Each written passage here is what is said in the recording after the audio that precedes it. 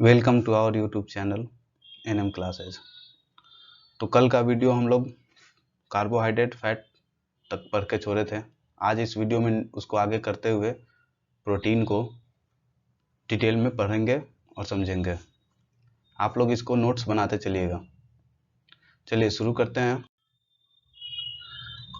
मेरा पहला इसका पॉइंट है, प्रोटीन के बारे में कुछ इंपॉर्टेंट पॉइंट लिखवाएंगे इसमें, और आप लोग नोट भी करिएगा और समझिएगा। First of all, protein word is used by J बार्जेलियस।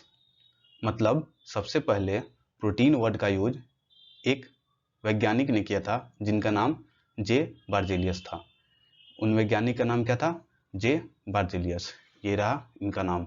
मैं अंडरलाइन करता हूँ इसको, आप लोग भी कॉपी में नोट डाउन कर लीजिएगा। अगला है, it helps in growth and development of the body. यह हमारे शरीर के ग्रोथ और डेवलपमेंट में मदद देता है। कौन? प्रोटीन। जैसे हम लोग कार्बोहाइड्रेट वाले चैप्टर में पढ़े थे कि कार्बोहाइड्रेट क्या देता है ज़्यादा, तो कार्बोहाइड्रेट ज़्यादा एनर्जी देता है। तो कार्बोहाइड्रेट, फैट, इसको रखे थे हम लोग एनर्जी गिविंग फूड में, और ये प्रोटीन जो है मेरा, यह बॉडी बिल्डिंग फूड में इसको काउंट किया जाता है, क्योंकि यह बॉडी के लिए, बॉडी के ग्रोथ और डेवलपमेंट के लिए ये इम्पोर्टेंट होता है। ठीक, that's why protein is used that's why protein is the most required substance for the children। यही कारण है कि प्रोटीन को बोला जाता है कि बच्चों के लिए सबसे ज़्यादा उपयोगी कौन सा है। क्या है बच्चे के लिए उपयोगी? तो वो प्रोटीन है। इसीलिए आप देखते होगे जब चाइल्डहुड वाला स्टेज रहता है, मतलब बचपन का सब सीन रहता है, तो उसमें ज़्यादा प्रोटीन लोग देते हैं। फिर है, it helps in muscles building. यह हम लोग के मसल्स को, मांसपेशियों को बनाने में भी मदद देता है प्रोटीन, क्योंकि प्रोटीन अभी पढ़ रहे हैं कि प्रोटीन से क्या होता है, प्रॉपर डेवलपमेंट होता है। ओके, तो ये हमारे मसल्स में भी, मसल्स के डेवलपमेंट में भी, मसल्स को बनाने में भी मदद देता है। अगला पॉइंट है, it is complex organic compound and made up of 20 types of amino acid. ये रहा, ये इसका लिखा हुआ है, it is complex organic compound and made up of 20 types of amino acid. मतलब कि यह एक कम्प्लेक्स ऑर्गेनिक सब्सटेंस है। ऑर्गेनिक मतलब इसमें कार्बन होगा, जिसको हम लोग आगे स्ट्रक्चर करके देखेंगे अगले स्लाइड में। यह बोला जा रहा है कि यह एक ऑर्गेनिक कंपाउंड है, और यह कितने एमिनो एसिड से मिलकर बना हुआ है? तो 20। तो यहाँ से आप एक पॉइंट ये भी नोट कर सकते हैं कि इसका सबसे स्मॉलेस्ट यूनिट कौन है? तो एमिनो एसिड। ओके, इन विच, अब देखिए 20 तो टोटल एमिनो एसिड है जिससे मिलके अपना बना हुआ है। कौन? प्रोटीन। और जिसमें से उस 20 में से 10 को रखा गया है एसेंशियल की कैटेगरी में, और 10 को रखा गया है नॉन एसेंशियल की कैटेगरी में। इन सभी को हम आगे अभी थोड़ी देर में डिटेल्स में पढ़ेंगे। इसका अगला पॉइंट है, हाँ यही अभी जिसकी चर्चा अभी यहाँ पे जो कर रहे थे कि इसका छोटा, सबसे छोटा इकाई क्या है? Amino acid. जैसे फैट का सबसे छोटा इकाई क्या था? Fatty acid. उसी तरीके से स्मॉलेस्ट यूनिट ऑफ प्रोटीन, मतलब प्रोटीन का सबसे छोटा इकाई, मतलब प्रोटीन जब पूरी तरीके से डाइजेस्ट हो जाएगा तो कौन से चीज में टूटेगा? तो आपका एमिनो एसिड में टूटेगा। ओके, तो इसको नोट डाउन करते चलिएगा आप लोग भी। अगला पॉइंट है, elements which found in protein are. अब बात आती है कि प्रोटीन में कौन कौन से एलिमेंट पाए जाते हैं। तो ये सबका परसेंटेज वाइज मैंने लिस्ट यहाँ पे डाल रखा है। जैसे इसमें कार्बन कितने परसेंट है? तो कार्बन 50 से 54%। ऑक्सीजन का परसेंटेज 21 से 24% मेरा ऑक्सीजन पाया जाता है। नाइट्रोजन कितने परसेंट पाए जाते हैं? तो 13 से 16%। हाइड्रोजन कितने प्रतिशत? तो 7%। मतलब, और सल्फर 0.7 to 5%। और iron and phosphorus in less amount. करने का मतलब है मेरा प्रोटीन में, हमारे प्रोटीन हम लोग जो यूज करते हैं, हम लोग खाते हैं, उसमें बहुत सारे एलिमेंट पाए जाते हैं। जैसे आपका कार्बन पाया जाता है, ऑक्सीजन पाया जाता है, नाइट्रोजन पाया जाता है, हाइड्रोजन पाया जाता है, सल्फर, आयरन एंड फास्फोरस। सबकी मात्रा यहाँ पे दे रखी है कि कार्बन का अमाउंट कितना होता है? तो 50 to 54% and oxygen 21 to 24%। Then nitrogen 13 to 16%, hydrogen 7%, sulphur 0.7 to 5%, iron and phosphorus in less amount, मतलब कि इनकी मात्रा काफी कम रहती है। ठीक, यहाँ तक में किसी को कोई प्रॉब्लम नहीं होगा। अगला है इंजाइम्स, जिसको बायोलॉजिकल कैटलिस्ट भी कहा जाता है। Antibody, hormone, haemoglobin, all are made up of proteins. ये सभी किन चीज के बने हुए होते हैं? प्रोटीन का। मतलब मेरा इंजाइम हुआ, एंटीबॉडी हुआ, हार्मोन हुआ, हीमोग्लोबिन हुआ, इन सभी चीजों में क्या पाया जाता है? तो प्रोटीन पाया जाता है। इंजाइम के बगल में लिखा हुआ है ब्रैकेट में बायोलॉजिकल कैटलिस्ट। ये कैटलिस्ट होता क्या है? तो जैसे मान लेते हैं आप कोई चीज काम को कर रहे हैं और अचानक से आपको कोई एक ऐसा सप्लीमेंट मिला जिससे उस काम को आप बहुत तेजी में कर लिए। मतलब आप पहले जिस काम को करने में देर लगता था उस काम को करने में, और आप उसी काम को बहुत तेजी से कर ले रहे हैं, तो किसी के प्रेजेंस में हो रहा है, तो एक तरह से समझिए तो उस काम के होने का रेट को बढ़ाता है। वही काम इधर कैटलिस्ट का भी है, बायोलॉजिकल कैटलिस्ट का। ये क्या करता है? कोई फंक्शन को एक स्पीड देने का काम करता है कि वो फंक्शन थोड़ा स्पीड के साथ और जल्दी हो। आगे है protein rich foods are milk, soybean, pulses, nuts, meat, green vegetables. Okay, कि प्रोटीन सबसे ज्यादा किन सारे चीजों में पाया जाता है? मिल्क में, सोयाबीन में, पल्स में, नट्स में, मीट में और ग्रीन वेजिटेबल में। मतलब कि दूध में हो गया, सोयाबीन में हो गया, दाल में, नट्स में, हरी सब्जियां में, इन सारे चीजों में प्रोटीन की मात्रा अधिक होती है। मेरा अगला है कुछ इंपॉर्टेंट प्रोटीन के बारे में हम लोग यहाँ पढ़ेंगे और उसके यूज के बारे में भी जानेंगे। ओके, शुरू करते हैं। मेरा पहला है, ये देखिए यहाँ पे, इसको मैं हाईलाइट करता हूँ, इसको इससे हाईलाइट करता हूँ। ये मेरा पहला है, एग्जाम्पल है प्रोटीन के, कुछ इंपॉर्टेंट एग्जाम्पल को मैं यहाँ लिस्ट किया हूँ जो कि एग्जाम में सीधे पूछे जाते हैं। मेरा पहला है ग्लूटेलिन। क्या है? ग्लूटेलिन, और ब्रैकेट में लिखा हुआ है फाउंड इन सीरियल्स। मतलब ग्लूटेलिन एक प्रोटीन है जो कि कहाँ पाया जाता है? सीरियल्स। सीरियल्स का मतलब क्या होता है? अनाज। क्या मतलब होता है? अनाज। इसका मतलब होता है अनाज। ओके, दूसरा मेरा प्रोटीन का एग्जांपल है प्रोलेमिन्स। क्या है? प्रोलेमिन्स। ये कहाँ पाया जाता है? It is plant storage protein. जैसा कि लिखा हुआ है, यह हमारे प्लांट में पाए जाने वाला एक प्रोटीन का नाम है प्रोलेमिन्स। जैसे कि और ये कहाँ मिलेगा? जैसे कि अब प्लांट में स्टोर है, प्लांट में स्टोर, हम लोग दाल खाते हैं तो दाल कहाँ से आता है? प्लांट से। ठीक, तो प्लांट से आ रहा है दाल, तो उसमें क्या होगा? कौन सा प्रोटीन होगा? तो ये आपका होगा प्रोलेमिन्स। अब देखिए इसके नीचे यहाँ पे ये देखिए ये वाला लिखा हुआ है, this both proteins help in nutrition. ये लिखा हुआ है कि ये दोनों प्रोटीन आपका किस चीज में मदद देते हैं? तो ये दोनों प्रोटीन आपका न्यूट्रिशन प्रोवाइड करवाने में मदद देते हैं। ये दोनों प्रोटीन से आपको न्यूट्रिशन में मदद मिलती है। अगला मेरा एग्जांपल है ग्लाइकोप्रोटीन। क्या है? सी नंबर में, ये देखिए C number, glycoprotein. It help in fat circulation from liver to different muscles. इसके कहने का मतलब है कि यह हमारे शरीर में, it helps in fat circulation from liver to different muscles. यह हमारे शरीर में फैट के सर्कुलेशन को, मतलब फैट हमारे शरीर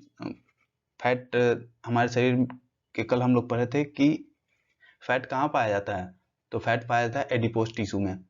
एडिपोज टिश्यू बोलो या फिर ऐसा समझ लो दूसरे भाषा में कि फैट कहाँ पे है स्टोर? लीवर में। लीवर के में ही एडिपोज टिश्यू होता है, उसी में फैट स्टोर रहता है।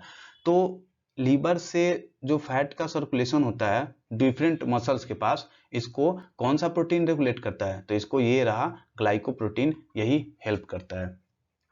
अगला एग्जांपल है मेरा हीमोग्लोबिन। ये क्या है?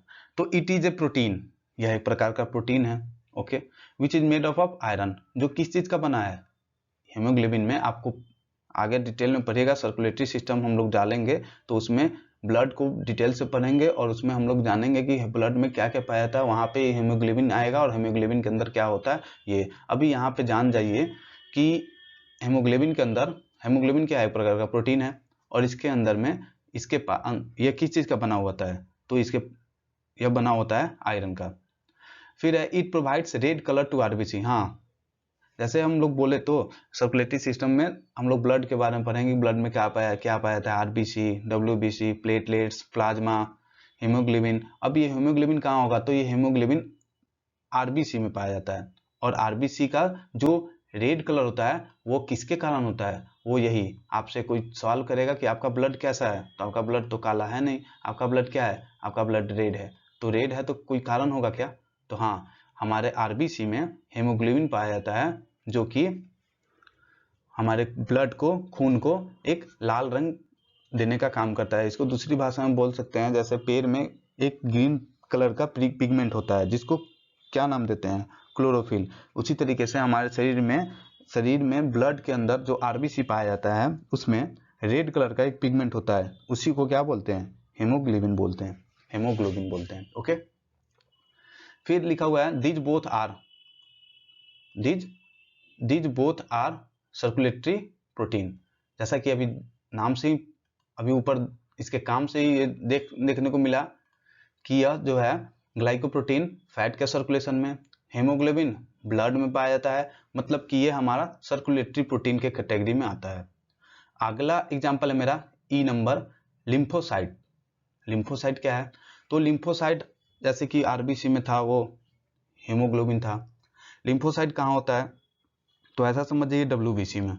और डब्ल्यूबीसी में है तो क्या होगा, तो सीधी सी बात है, डब्ल्यूबीसी का काम ही होता है हमारे इम्यूनिटी को बढ़ाना। मतलब लिम्फोसाइट जो है वो मेरा मदद देगा स्ट्रॉन्ग इम्यून सिस्टम को बनाए रखने के लिए। मतलब हमारा इम्यून सिस्टम का मतलब होता है रोग से लड़ने का, कोई डिजीज से लड़ने का, बीमारी से लड़ने का जो क्षमता होता है उसी को इम्यून सिस्टम के नाम से जानते हैं। तो यह हमारे उस रोग विरोधी, रोग से लड़ने का जो ताकत है, क्षमता है, उसको यह मजबूत बनाने का काम करता है लिम्फोसाइट। ओके, इसको नोट डाउन करते चलिएगा आप सभी। फिर अगला एग्जांपल है थ्रोम्बिन। क्या है, thrombin and fibrinogen. Thrombin and fibrinogen ये क्या करता है, help in blood clotting. Blood के क्लोटिंग में ब्लड थक्का कैसे बनता है, ब्लड क्या कहीं पे कटता है तो क्या ब्लड का रिसाव होते रहता है, तो ऐसा नहीं, ब्लड कुछ देर बाद क्लोट बन जाता है। क्लोट का मतलब ब्लड का थक्का बन जाता है। तो ये कौन से प्रोटीन इसके लिए रिस्पॉन्सिबल है, तो याद रखिएगा थ्रोम्बिन और फाइब्रोनेजिन। कौन सा, थ्रोम्बिन एंड फाइब्रोनेजिन। ओके, इनको किस कैटेगरी में रखा गया है, तो दीज आर इम्यूनिटी प्रोटीन। यह हमारे शरीर में एक तरह से ताकत देने का, हमारे शरीर को इम्यूनिटी प्रदान करने का काम करता है, इसीलिए इसको इम्यूनिटी प्रोटीन में रखा गया है। इसके बाद है इंसुलिन। इंसुलिन आप सुने होंगे, जिसको शुगर का पेशेंट हो उसके लिए इंसुलिन बहुत इंपॉर्टेंट होता है। इंसुलिन का लेवल यदि कम हुआ तो बस आपका शुगर लेवल बढ़ेगा, मतलब उसी को बोलते हैं मधुमेह हो जाना। तो नाम से ही देखिए, इसके बगल में लिखा हुआ भी है help in sugar concentration level in our body. हमारे शरीर में शुगर का लेवल सही रहे, इसके लिए कौन रिस्पॉन्सिबल है, तो इंसुलिन और ग्लूकेगॉन। क्या है, इंसुलिन और ग्लूकेगॉन। तो इसको रिपीट करते चलिएगा। सबसे पहले ऊपर में है मेरा ए नंबर, ग्लूटेलिन। ये कहाँ पाया जाता है, अनाज में पाया जाता है।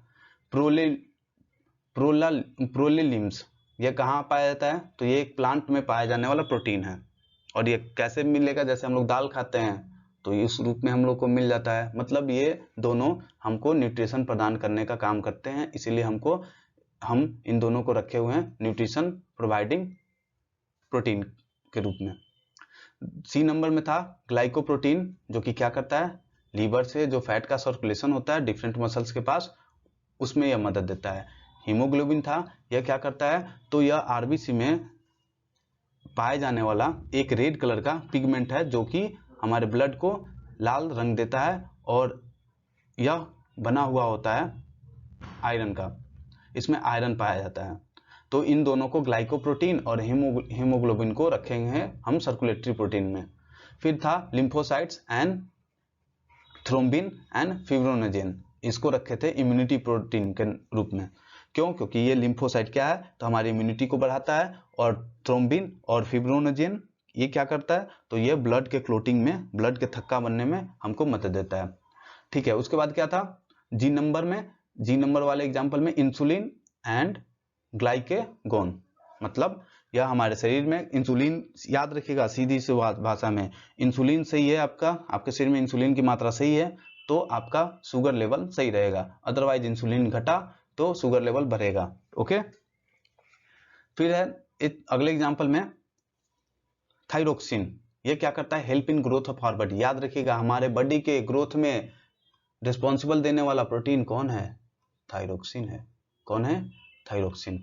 तो सबका पार्टिकुलर काम हम लोग बगल में यहाँ पे लिख चुके हैं, तो इसको आप लोग अपने नोटबुक में जरूर नोट कर लीजिएगा, ये बेहतर दिया जा रहा है आप लोग को। Okay, these are hormone protein, हाँ, और इन दोनों को किस कैटेगरी में रखे हैं, हार्मोन प्रोटीन के कैटेगरी में रखे हैं। ओके, यहाँ तक में कोई दिक्कत नहीं हुआ होगा। आगे बढ़ते हैं, अगला मेरा एग्जाम्पल है कोलेजन। क्या है, कोलेजन, ये क्या करता है, तो help in joining of bone and cartilage, या इसको भी, इसके लिए भी हम लोग ला रहे हैं बोन और कार्टिलेज वाले के लिए, इसके लिए हम लोग स्केलेटल सिस्टम का सीरीज ला रहे हैं, उसमें आपको मिलेगा। तो ये कोलेजन है, ये क्या मदद देता है, तो बोन और कार्टिलेज को जोड़ने में ये प्रोटीन मदद देता है। तो आप जरा सोचिए, पूरे शरीर मेरा बना हुआ है किस चीज का, पूरा शरीर का ढांचा कौन प्रदान करता है, फ्रेम कौन देता है शरीर को, तो स्केलेटल सिस्टम ही देता है। ठीक, उसी को स्केलेटल सिस्टम को ही स्केलेटन बोलते हैं, और वही फ्रेमवर्क देने का काम, फ्रेमवर्क का काम करता है हमारे शरीर के लिए। तो पूरे शरीर को लिए, पूरे शरीर में है, पूरे शरीर को एक फ्रेम देता है। तो एक तरह से आप कह सकते हो कि बोन और कार्टिलेज को जोड़ने का काम कौन से प्रोटीन का, तो कोलेजन का। तो कोलेजन का काम इनको दोनों को जोड़ने का है, और इन दोनों का हमारे शरीर में क्वांटिटी ज्यादा है, तो इसको आप बोल सकते हो इन दोनों को जोड़ रहा है कोलेजन, तो इसका भी मात्रा ज्यादा होगा, क्योंकि ये ज्यादा और इन दोनों को जोड़ने का काम इसका, तो ये भी तो ज्यादा होगा ना। ओके, अगला मेरा एग्जाम्पल है केरेटिन। क्या है, केरेटिन। तो ये क्या है, इसके बारे में, इसको केरेटिन और ऑप्सिन को हम लोग थोड़ा डिटेल में पढ़ेंगे। केरेटिन है, it controls dead cell. Keratin कहाँ पाया जाता है, आपसे कोई पूछेगा कि केरेटिन क्या है, तो प्रोटीन का एग्जाम्पल है, चलिए सही है। ये पाया कहाँ जाता होगा, तो ये हमारे शरीर में डेड सेल में पाया जाता है। अब डेड सेल क्या है, डेड मतलब आपको तो देखने से ही लग रहा है मरा हुआ, तो यह हमारे शरीर में दो डेड सेल हैं। जैसे हमारे शरीर में दो, देखिए यहाँ पे लिखा हुआ देयर आर टू, रुकिए इसको हाईलाइट करते हैं, इसको हाईलाइट करते हैं, ये होगा, there are two dead cell related organs in our body, nails and hair. हमारे शरीर में डेड सेल से रिलेटेड दो ऑर्गन है, कौन कौन, नेल्स एंड हेयर। देखते हो आप, ऐसे समझ सकते हो, नेल को काटते हो तो दर्द होता है क्या, नहीं ना, हेयर को काटते हो तो नहीं होता है, तो इसीलिए इसको डेड सेल का नाम दिया गया। ठीक, तो हमारे शरीर में जो डेड सेल है उसमें कौन सा प्रोटीन पाया जाता है, तो केरेटिन। याद रखने का काम करिएगा ना आप लोग जी। आगे बढ़ते हैं, इट इज वाटर रिपेलेंट, मतलब यह पानी, जरा सोचिए नाखून पे आप पानी रखते हो तो पानी कितने देर तक रहता है, तुरंत उस पर से स्लिप हो जाता है उसका, तो यही इसीलिए इसको कहा जाता है वाटर रिपेलेंट। कोई दिक्कत, इस पॉइंट में कोई दिक्कत नहीं होनी चाहिए। अगला पॉइंट है इसका, the horns and hoops of animals are also made of keratin. ये हमारे डेड सेल में तो पाया ही जाता है, जैसे हमारे नाखून और हेयर में केरेटिन तो पाया ही जाता है। ये वाटर का रिपेलेंट होता है, मतलब कि वाटर इस पे ज्यादा देर तक टच में नहीं रहता है, तुरंत स्लिपरी टाइप का, मतलब स्लिप कर देता है। ये दोनों आप देख तो सकते हो, नेल और हेयर तुरंत स्लिप हो जाता है यहाँ से वाटर, इसीलिए इसको बोला गया वाटर रिपेलेंट। उसके साथ साथ the horns and hoops of animals, जानवरों के सींग और उसके पैर के पास जो हुप्स होते हैं ना, खुर, उसमें भी यह प्रोटीन पाया जाता है, कौन सा, केरेटिन। चलिए, फिर है, हाँ, इनको इन दोनों को कौन से कैटेगरी में रखे हैं? तो इन दोनों को हम रखे हैं दीज आर स्ट्रक्चरल प्रोटीन। कौन सा प्रोटीन? Structural, structural. ओके, फिर मेरा अगला प्रोटीन क्या है, इसको दूसरे हाइलाइटर से हाईलाइट करते हैं। ये है ऑप्सिन। क्या है? ऑप्सिन। ये क्या करता होगा सर? तो ये करता है, इट रेगुलेट्स कौन सेल ऑफ आईज। हमारे आई में कौन सेल पाया जाता है, उसको रेगुलेट करने का काम किसका है? ऑप्सिन का। अब आप लोग पूछिएगा कि ये सर ये आप कौन सेल क्या बोल दिए हैं, ये कौन सेल क्या है? तो कौन सेल को अभी हम लोग डिटेल में पढ़ेंगे कि हमारे आई में दो स्पेशल सेल पाए जाते हैं, cone cell and rod cell. तो यहां तक कोई दिक्कत, इसको पॉइंट जरूर कीजिएगा। ओके, एक अच्छा नोट्स बन जाएगा आप लोगों के लिए। तो ऑप्शन है, it regulates cone cell of eyes, या हमारे आई में पाए जाने वाले जो कोन सेल हैं उसको रेगुलेट कंट्रोल करने का काम किसका है? ऑप्शन का। जैसे देखिए, कोन सेल और रॉड सेल को हम लोग पढ़ेंगे डिटेल में। चलिए, ये आया मेरा कोन सेल। तो लिखा हुआ है there are two types of specialised cells in the eyes. हमारे आई में है दो तरह के स्पेशलाइज्ड सेल पाए जाते हैं। कौन कौन? एक है कोन सेल और दूसरा है मेरा, यहाँ पे देखिए, दूसरा है मेरा ये रहा रॉड सेल। ये है यहाँ पे कोन सेल और यहाँ पे रॉड सेल। तो कोन सेल क्या है? तो help to see things in the light. हम लोग जब लाइट रहता है तो कोई चीज को देख लेते हैं, तो उसके लिए कौन रिस्पॉन्सिबल है? Cone cell. फिर दूसरा पॉइंट है कंट्रोल बाय ऑप्शन। अभी देखे हैं ऊपर में कि कोन सेल को रेगुलेट कौन करता है? तो ऑप्शन। तो इस पॉइंट को समझने में परेशानी नहीं होनी चाहिए। कंट्रोल बाय ऑप्शन, यह जो मेरा कोन सेल है किसके द्वारा कंट्रोल होता है? तो ऑप्शन के द्वारा। फॉर कलर डिफरेंस, हम लोग जो कलर का डिफरेंस कर पाते हैं कि ये हरा है ये लाल है, जैसे आप लोग अभी देख ही रहे होंगे, ये नोट बना रहे होंगे तो हमारे वीडियो को देख रहे होंगे तो दिख रहा होगा कि सर हाइलाइटर से ये हाइलाइटर का रेड कलर कौन सा कर रखे हैं? तो रेड कर रखे हैं। तो ये कलर का जो आप डिफरेंस देख पा रहे हो किसके वजह से? बताओ। ऑप्शन की वजह से। ओके, तो ऑप्शन किसको रेगुलेट करता है? कोन सेल को। यानी कि आप दूसरी भाषा में बोल सकते हो कि हमारे आई का कौन सा सेल है जो कलर के लिए रिस्पॉन्सिबल है, कलर के डिटेक्शन के लिए रिस्पॉन्सिबल है, तो वो है आपका कोन सेल। तीसरा पॉइंट है colour blindness and day blindness. अब जरा सोचो, आप कोई चीज का कलर डिफाइन कर पा रहे हो कि ये हरा है, ये रेड है, ये येलो है, ऐसा। अब आपके बॉडी में ऑप्सिन प्रोटीन की कमी हो जाएगी, तो आपका कलर का रिकॉग्नाइजेशन का वर्क जो होगा वो प्रॉपर ढंग से नहीं हो पाएगा। तो उसी को नाम देते हैं कलर ब्लाइंडनेस का, या फिर इसको डे ब्लाइंडनेस भी बोल सकते हो।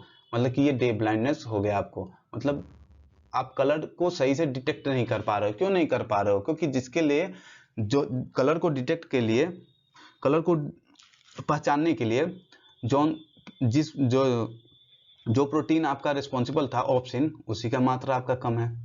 ठीक, तो मात्रा कम है तो आपका कलर का डिटेक्शन का काम, कलर को रिकॉग्नाइजेशन का काम क्या होगा? कम होगा, आप पहचान नहीं पाओगे, यानी कि कलर ब्लाइंडनेस होगा जाएगा आपको। ओके, तो इसलिए ऑप्शन की मात्रा को भरपूर होना चाहिए शरीर में, तब ना आप कलर देख पाओगे कि ये गोरा है ये काला है। देखते हो ना आप लोग कि अरे ये तो बहुत स्मार्ट लग रहा है, अरे ये तो बहुत सुंदर है। तो कैसे? जब आपके शरीर में ऑप्शन रहेगा ही नहीं तो आप देख पाओगे क्या? आप इसको कलर, आपको सब कुछ एक ही जैसा दिखेगा कि अरे हम भी काले तुम भी काले। चलिए, तो डिफिशियंसी ऑफ ऑप्सिन प्रोटीन, हाँ तो वही जो अभी बोला गया उसी को यहाँ पे नोट किया हुआ है कि ऑप्सिन प्रोटीन के डिफिशियंसी मतलब होता है कमी के कारण आपका कलर ब्लाइंडनेस होता है। तो आपसे कोई पूछे कि कलर ब्लाइंडनेस कौन से प्रोटीन की कमी के कारण होता है, तो ये है आपका ऑप्सिन प्रोटीन। ओके, फिर ये हमारे ऑप्सिन प्रोटीन किसको कंट्रोल करते हैं? तो हमारे कोन सेल को कंट्रोल करते हैं। आपसे यहाँ से क्वेश्चन ऐसा ही पूछा जा सकता है कि आई का कौन सा सेल कलर के डिटेक्शन के लिए रिस्पॉन्सिबल होता है? तो वो है कोन सेल। अब जब कोन सेल पढ़ लिए तो रॉड सेल को क्यों छोड़े, इसको भी देख लेते हैं। रॉड सेल ये क्या करता है? Help to see things in night. अब जैसे रात में, दिन में तो देख लिए किसके थ्रू? कोन सेल के थ्रू। तो क्या रात में आप नहीं देख पाओगे? रात में नहीं देख पाओगे तो क्या आपके लिए सूर्य भगवान हमेशा लाइट देंगे क्या? नहीं ना। तो help to see things in night, तो रात के लिए आपका भगवान ऐसा दे रखे हैं, हमारे आई में दो तरह का सेल दे रखे हैं, एक जो आपके लाइट में काम दे देगा और जब लाइट ना रहे तो मतलब जिसको बोले नाइट में, अंधेरे में, रात में, वो आपका रेड सेल के थ्रू आप देख पाते हो। अब रेड सेल के थ्रू देख तो लेते हो, लेकिन रेड सेल कौन से प्रोटीन के द्वारा, जैसे ये तो प्रोटीन, ये जो कोन सेल था मेरा ऑप्सिन प्रोटीन के द्वारा कंट्रोल हो गया, लेकिन रेड सेल किस प्रोटीन के द्वारा कंट्रोल होगा, तो ये होगा मेरा रोडोप्सिन प्रोटीन के द्वारा। ओके, जरूर नोट करिएगा ये सबको। ओके, फिर है it present excess in all. अब देखते नहीं हो रात में ज्यादा इधर उधर क्या लोग बोलता नहीं है, उल्लू हो क्या, मतलब अंधेरे में भी दिखाई दे रहा है क्या तुमको, मतलब बोलने का यही मतलब होता है। इसका क्या मतलब, उल्लू को अंधेरे में ज्यादा दिखता होगा, इसका क्या मतलब, उसमें रोड सेल ज्यादा है या कोन सेल कम है, ऐसा नहीं ना, उसमें ये रोडोप्सिन प्रोटीन की मात्रा उल्लू में ज्यादा रहती है, इसी वजह से वो रात में उसको देखने में परेशानी नहीं होती है। इसीलिए आप लोग खुद सोचो, आपको कोई बोले कि उल्लू हो क्या, तो इसका ये मतलब नहीं समझना कि हमको बेवकूफ कर रहा है, इसका मतलब ये समझना कि हमको बोल रहा है कि हमको क्या दिन में तो दिखता ही है, रात में हम देख पाते हैं, मतलब हम उल्लू के टाइप के हो गए। ओके, चलिए आगे की तरफ बढ़ते हैं।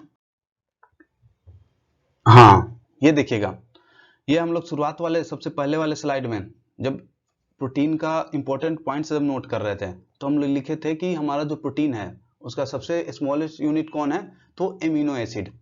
तो क्या प्रोटीन एक सिंगल एमिनो एसिड के मिलने से बना है, तो नहीं, इसमें 20 एमिनो एसिड का एक चेन होता है, एक 20 एमिनो एसिड का क्या होता है, चेन होता है, उससे मिलकर ये बना होता है। जैसे देखिए लिखा हुआ है, as we discuss earlier that protein is not made up of single amino acid. जैसा कि हम लोग शुरू वाले स्लाइड में जो इंपॉर्टेंट पॉइंट्स का वाला जब चल रहा था पॉइंट, तो उसमें देखे थे कि लिखा हुआ था कि protein is not made up of single amino acid, यह हमारा एक एमिनो एसिड के मिलने से नहीं बना हुआ है, इसमें 20 एमिनो एसिड का एक चेन होता है, उसी के एक 20 एमिनो एसिड का एक चेन होता है, उसी को बोलते हैं protein. Okay, which combine to form protein, देखिए जो कि कंबाइंड होकर क्या बनाता है, वो 20 एमिनो एसिड कंबाइंड होकर क्या बनाते हैं, प्रोटीन बनाते हैं। ओके, फिर लिखा हुआ है इसके बाद वाले पॉइंट में, यहां तक में कोई दिक्कत नहीं होनी चाहिए, आपसे कोई ये सवाल आता है, प्रोटीन का सबसे स्मॉलेस्ट यूनिट कौन, तो एमिनो एसिड, ठीक, सबसे छोटा इकाई, मतलब कि प्रोटीन टूटेगा पूरी तरीके से टूट जाएगा, जैसे घर का सबसे छोटा इकाई क्या है, तो आप बोलते हो ना ईंट है, तो उसी तरीके से प्रोटीन का सबसे छोटा इकाई क्या होगा, एमिनो एसिड। फिर इसके बारे में ये पॉइंट देखिएगा, amino acid is an organic compound. Organic compound का मतलब समझिए, इसमें कार्बन मिलेगा, आपको दिखाएंगे अभी फॉर्मूला में। Amino acid is an organic compound that contain, जिसमें आपको मिलेगा amino and carboxyl group and each amino acid. अच्छा, यहां पे देखिए, एमिनो एसिड एक ऑर्गेनिक कंपाउंड है जिसमें क्या रहता है, एमोनियो रहता है, मतलब NH2 रहता है, एमोनिया, एंड कार्बोक्साइल मतलब COOH, मतलब कि कार्बोक्साइल ग्रुप रहता है। ओके, जैसे ये आप स्ट्रक्चर में देख सकते हो, यहाँ पे स्ट्रक्चर ऑफ एमिनो एसिड में ये देखो NH2, ठीक, ये रहा कार्बोक्साइल ग्रुप, और ये मेरा प्रत्येक जो एमिनो एसिड है, या एक बात यहाँ पे और नोट कर लीजिएगा, amino acid is different from each other, प्रत्येक एमिनो एसिड एक दूसरे से अलग होता है। क्यों, इसको अलग करने का काम किसका होता है, ये NH2 और कार्बोक्साइल ग्रुप, ये तो सब में कॉमन है, तो कोई तो होगा जो अलग करता होगा, ये आपका है वेरिएबल, जो यहाँ पे लिखा हुआ है वेरिएबल अल्काइल ग्रुप, यही अलग करता है। मतलब अल्काइल ग्रुप का मतलब समझ जाओ तो आप कार्बन की मात्रा पे डिपेंड करता है, कार्बन का मात्रा अलग अलग, तो अलग अलग अल्काइल ग्रुप है। ओके, तो एमिनो एसिड के बारे में आप समझ गया, यहां तक में इसका स्ट्रक्चर भी आप लोग बना लीजिएगा अपने नोटबुक में। ओके, तो अभी तक ये वाले स्लाइड में हम लोग यही देखें कि प्रोटीन एक सिंगल एमिनो एसिड के मिलने से तो नहीं बना है, यह बना हुआ है 20 एमिनो एसिड का एक चेन होता है, उसी के मिलने से बना हुआ है प्रोटीन। ओके, एमिनो एसिड के स्ट्रक्चर में देखें तो हमको क्या मिला, एक कार्बोक्साइल ग्रुप मिला, एक एमिनो मिला, ठीक, और हर एमिनो एसिड अलग होता है, इसके लिए अलग करने का काम कौन करता है, इसके लिए अलग के लिए रिस्पॉन्सिबल कौन था, आपका अल्काइल ग्रुप, जिसको हम लोग यहाँ पे R से, ये देखिए R से यहाँ पे दिखाए हुए हैं, ठीक। आगे है, हाँ ये देखिएगा, ये समझिएगा, many of the amino acid that many of the amino acid that bind to bond to form proteins are called peptide bonds. मतलब बहुत सारा अमीनो एसिड, अभी आप देखें ना कि 20 अमीनो एसिड जुड़ा हुआ होता है, तो बहुत सारा अमीनो एसिड जुड़े हुए रहते हैं, बाइंड मतलब जुड़े हुए होते हैं एक बॉन्ड से, और उसी बॉन्ड को क्या बोलते हैं? पेप्टाइड बॉन्ड बोलते हैं, पेप्टाइड बॉन्ड बोलते हैं। कोई दिक्कत? तो मतलब आपको कोई बोलेगा कि प्रोटीन बना हुआ है किस चीज का, तो प्रोटीन बना हुआ है 20 अमीनो एसिड के एक चेन से, एक चेन रहता है 20 अमीनो एसिड जुड़ा हुआ होता है, उससे बना हुआ होता है। तो ये जुड़ा हुआ है तो कोई बॉन्ड से जुड़ा हुआ है क्या? तो हाँ जुड़ा हुआ है। उस बॉन्ड को क्या नाम देते हैं? तो पेप्टाइड बॉन्ड का नाम देते हैं। ओके, आगे की तरफ जाते हैं, ये सबको नोट करते हुए चलिएगा। हाँ, अब ये अभी पहले वाले स्लाइड में क्या देखे थे कि टोटल कितने अमीनो एसिड से मिलने से बना है प्रोटीन? 20 अमीनो एसिड से। तो ये 20 अमीनो एसिड को ना हम दो कैटेगरी में क्लासिफाइड करेंगे। यहाँ पे देखिएगा, एक है एसेंशियल अमीनो एसिड के कैटेगरी में डालेंगे। ठीक, अब एसेंशियल अमीनो एसिड क्या होता है सर? तो एसेंशियल अमीनो एसिड देखिए, these are receive through food. अब जैसे देखो, आप यहाँ पे लिखा हुआ है रिसीव थ्रू फूड, मतलब कि आप भोजन खाओगे तब ये मिलने वाला है। इसका मतलब इसका जो, इसको आप ऐसा बोल सकते हो कि इसका फॉर्मेशन हमारे शरीर में नहीं होता होगा। बोल तो सकते हो ना, फॉर्मेशन शरीर में होता तो हम लोग भोजन के थ्रू इसको क्यों लेते हैं? ये सीधे बता रहा है कि इसका फॉर्मेशन शरीर में नहीं होता है। तो इसी के लिए इसको आप जानने के लिए इसको नोट जरूर करिएगा। एसेंशियल अमीनो एसिड को, जैसे अभी 20 अमीनो एसिड के मिलने से बना था प्रोटीन, 10 को रखेंगे हम एसेंशियल अमीनो एसिड में और 10 को रखेंगे नॉन एसेंशियल अमीनो एसिड में। मतलब कि इसको दो कैटेगरी में हम लोग कैटेगराइज किए हैं। ठीक है, एक को कैटेगरी में डाले हैं एसेंशियल अमीनो एसिड की कैटेगरी में, और एक को डालेंगे अभी थोड़ी देर में नॉन एसेंशियल अमीनो एसिड में। तो ये क्या था मेरा पहला point, these are receive through food, या किसके थ्रू रिसीव होता है, ये कैसे आता है हमारे शरीर में? तो भोजन के through. Okay, number of essential amino acid, अभी आपको बोले ना कि number of essential amino acid कितने हैं? 10 हैं। कहीं कहीं पे आपको ये 11 भी लिखा हुआ मिलेगा, लेकिन ये आपको जो भी मिल रहा है एनसीईआरटी से मिल रहा है। ठीक, तो इसको आप सही मान के नोट जरूर कर लीजिएगा। फिर इसके बारे में है, हाँ इसके एग्जाम्पल इंपॉर्टेंट है, एग्जाम्पल के नाम। अब देखिए 10 है तो 10 के नाम याद रखना तो थोड़ा मुश्किल है, लेकिन इसके लिए भी आपको ट्रिक अभी देंगे। जैसे पहला है, इसको रुक के थोड़ा हाईलाइट करते हैं इस कलर से। हाँ, ये देखिए 10 का नाम है, तो इसका 10 का नाम पढ़ लेते हैं। वेलिन, आइसोयूसिन, माफ कीजिएगा, ये पहला मेरा वेलिन, दूसरा है आइसोल्यूसिन। ठीक, तीसरा है मेरा, तीसरा ये वाला, तीसरा है फेनिल एलानिन, फेनिल एलानिन। चौथा है मेरा हिस्टिडीन, क्या है? हिस्टिडीन। पांचवा मेरा आर्जेनिन। छठा है लुइसिन। ठीक है, फिर है लाइसिन, फिर है मेथलोनिन, उसके बाद है थ्रोयोनिन, फिर है ट्रिप्टोफेन। फिर से एक बार पढ़ लेते हैं, इसके नाम थोड़ा हार्ड है, इसको याद रखने का भी ट्रिक बताते हैं आपको। वेलिन, आइसोल्यूसिन, फिर है फेनिल एलानिन, फिर है हिस्टिडीन, फिर है आर्जेनिन, फिर है लुइसिन, उसके बाद है लाइसिन, मेथोलिन, थ्रियोनिन, ट्रिप्टोफेन। ओके, तो इसको आप एक, ये देखिए आपके लिए ट्रिक लेके आते हैं। तो ट्रिक है आपका वीआईपी हॉल में टीटी। वीआईपी हॉल में टीटी, ये क्या हो गया? वीआईपी हॉल में टीटी मतलब वीआईपी हॉल में टीटी आ गया क्या? नहीं नहीं नहीं, ये आपके बस ये इसके लिए है। देखिए V for valine, I for isoleucine, P for phenyl alanine, H for histidine, A for arginine, L for ये रहा ल्यूसिन, ये L for lysine, M for M E, ये दोनों एक ही के लिए है, एम फॉर मेथोलिन, टी ये वाला टी है थ्रियोनिन के लिए, ये वाला टी है ट्रिप्टोफेन के लिए। ओके, इसको 2-3 बार पढ़िएगा, एक बार नोट करिएगा, फिर पढ़िएगा, उसको हो जाएगा याद। आगे यहाँ एसेंशियल को देख लिए, अब नॉन एसेंशियल को देखते हैं।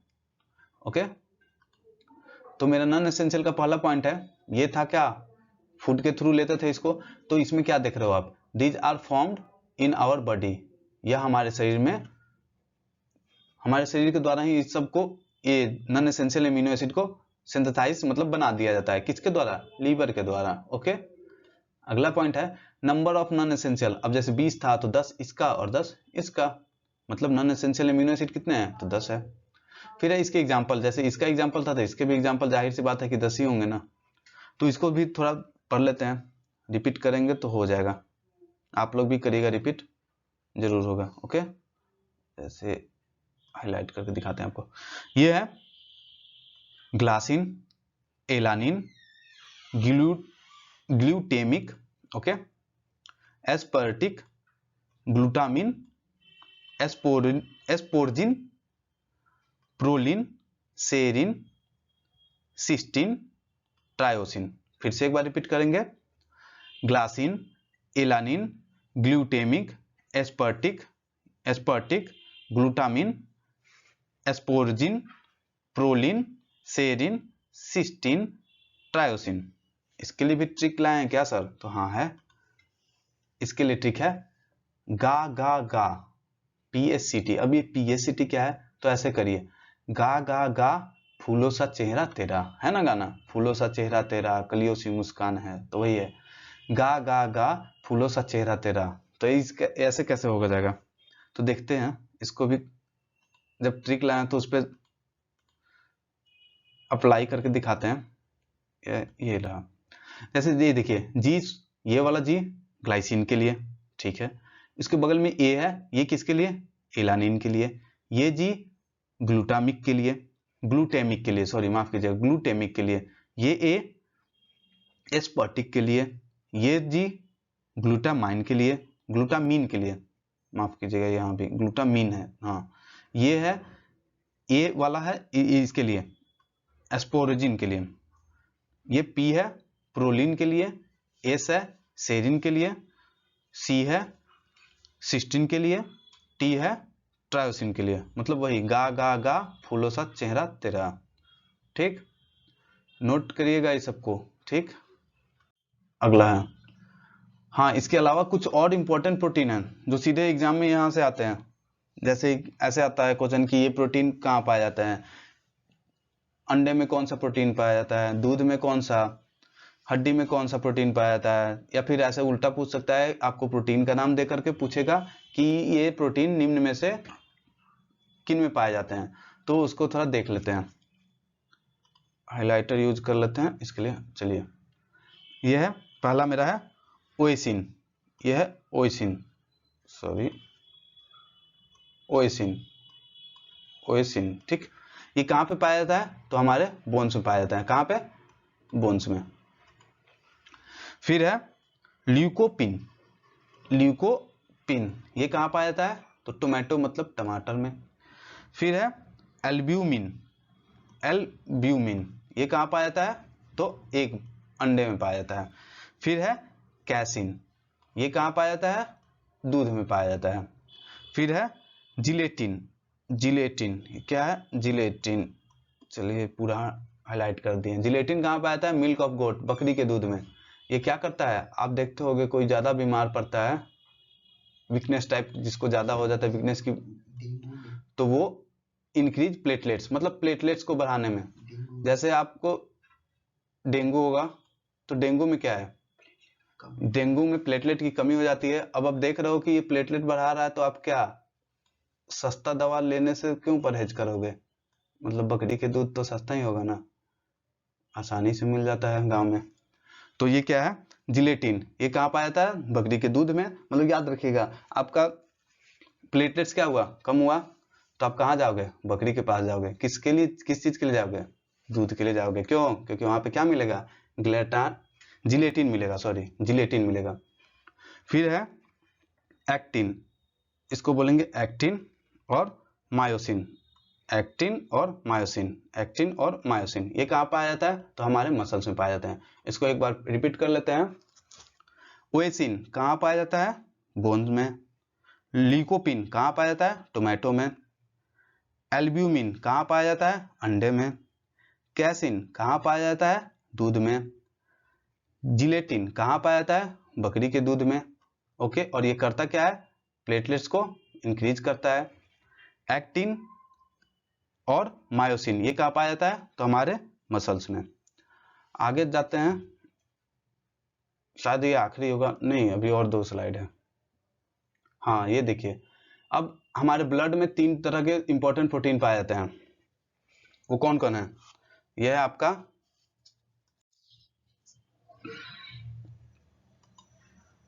ये आपको बता देते हैं। 3 तरह के प्रोटीन पाए जाते हैं। एल्क्यूमिन, ग्लोयूब्यूलिन और एक है फाइब्रियोजन। ठीक, ये वो पिछले वाले स्लाइड में आप लोग नोट कर लीजिएगा ब्लड के बारे में। ये आगे की तरफ हम लोग आ गए हैं। ब्लड वाले में जो एल्क्यूमिन था वो 55% था। जो सेकेंड वाला था बीच में ग्लोब्यूलिन था वो 38% था। एक था लास्ट वाला फाइब्रिनोजन वो 7% था। इससे क्या होता है? इसके बढ़ने से हमारे शरीर में देखिए, अब ब्लड में ग्लूकोमिन आपका बढ़ जाएगा तो क्या होगा? इसके बढ़ने से आपका किडनी से रिलेटेड बीमारी होता है। ठीक, अब यहाँ पे देख लेते हैं, बस ये आखिरी है, प्रोटीन डिफिशियंसी डिजीज। अब प्रोटीन का उतना सारा यूज तो देख लिए, प्लेटलेट्स बढ़ा रहा था। कौन सा प्लेटलेट्स बढ़ा रहा था? जिलेटिन वाला प्लेटलेट्स बढ़ा था। ठीक, मतलब हर प्रोटीन का यूज है। तो प्रोटीन का कमी होगा तो कुछ डिफिशियंसी इसके होने से डिजीज तो आएंगे ना। इसके डिफिशियंसी कमी, मतलब डिफिशियंसी का मतलब होता है कमी। कमी होने से बीमारी का आना तय है। तो इसके कमी से कौन सा बीमारी होता है? तो इसके कमी से पहला आपको बच्चों में देखने को मिलता है ये क्वासियोर कोर। ये देखिए यहाँ पे लिखा हुआ भी है, बच्चों की बॉडी गलती से लिखा गया है बॉडी, शरीर समझ लीजिए। बॉडी पतली और पेट बाहर निकाला था। आप देखते होंगे कोई बच्चों का शरीर पूरा पतला और पेट बाहर की तरफ निकला हुआ, तो उसको समझिएगा कि एक प्रोटीन की कमी से होने वाला बीमारी है, जिसका नाम है क्वासियोर कोर। ये वाला जिसको हाईलाइट किए हुए हैं, क्वासियोर कोर। यही बीमारी हो रखा है उसको। इसीलिए बोला जाता है चाइल्डहुड और प्रेगनेंसी के समय सबसे ज्यादा प्रोटीन की जरूरत होती है। ठीक, चाइल्डहुड और प्रेगनेंसी के समय सबसे ज्यादा प्रोटीन की जरूरत होती है बचपन में। और प्रेगनेंसी के मतलब प्रेगनेंसी के समय पेट में जो फीटस होते हैं उसके लिए प्रोटीन, आप प्रोटीन खुद लोगे तब ना वो उसको मिलेगा एम्ब्रियो में जाकर। फिर है दूसरा, इसके डिफिशियंसी से आपका बीमारी होता है, वो है आपका, इसका नाम है मारास्मस। सॉरी माफ कीजिएगा, इसका सीधा ये रहा मार्समस। इसको हिंदी में बोलते हैं कुपोषण। मतलब कुपोषण मतलब सही से पोषण नहीं लिए, हो गया तुमको कुपोषण, मतलब सही से प्रोटीन नहीं गया, तो आपको ये बीमारी होगा। इसमें क्या होता है? तो इसमें बच्चों की मांसपेशियां ढीली हो जाती है। ये देखिएगा, बच्चों की मांसपेशियां ढीली हो जाती है। मतलब ऐसा लगता है कि बोन से, हड्डी से मांसपेशियां, मसल्स अलग हो रहा है। ऐसा क्यों होता है? बॉडी वेट के कम होने के कारण आपका बॉडी वेट क्या हो जाता है? कम हो जाता है।